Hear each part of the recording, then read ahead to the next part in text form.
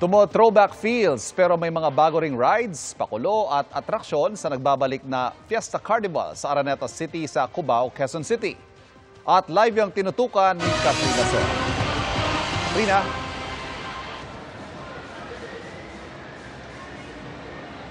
Ivan, makalipas ang halos 2 dekada muling binuksan sa publiko itong Fiesta Carnival. Dito nga yan sa Araneta City sa Cubao sa Quezon City.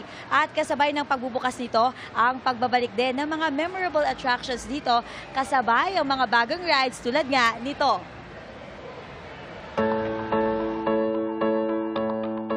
Noong 1971 nang buksan ng Fiesta Carnival sa publiko.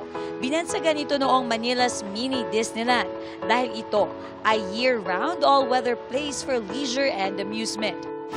2000 naman nang magsara ito, marami ang nakamiss sa lugar. Pero the wait is over.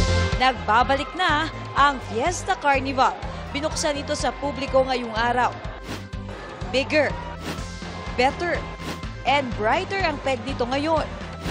Si Marvy May Millanes, agad dinala rito ang kanyang pamilya.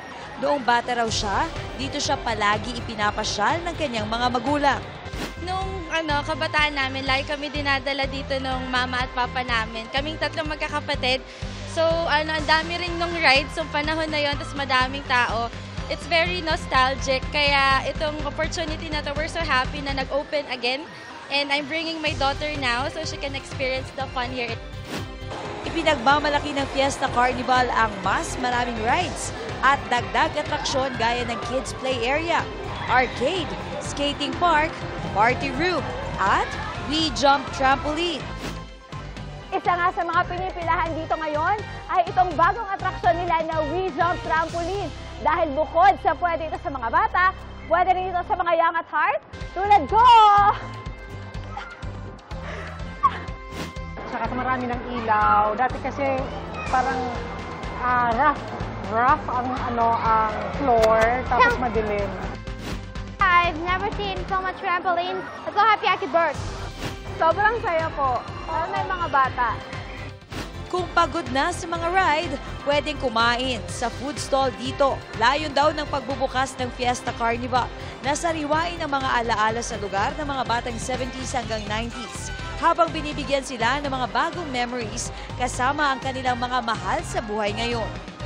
This is a treat, a Christmas treat of Araneta City to everyone, from the older generation to the new generation.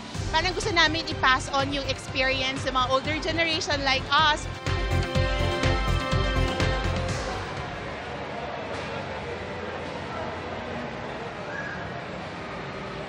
Ivan, para naman sa mga gustong mamasyal dito, libre po ang entrance fee at magtutuloy-tuloy na raw yan. Grand opening naman ito sa December 15. Ivan? Enjoy! At maraming salamat, Katrina Son. Mga kapuso, patuloy na tumutok sa mga balita. Mag-subscribe sa GMA Integrated News sa YouTube. Sa mga kapuso abroad, samahan nyo kami sa GMA Pinoy TV at sa www.gmanews.tv.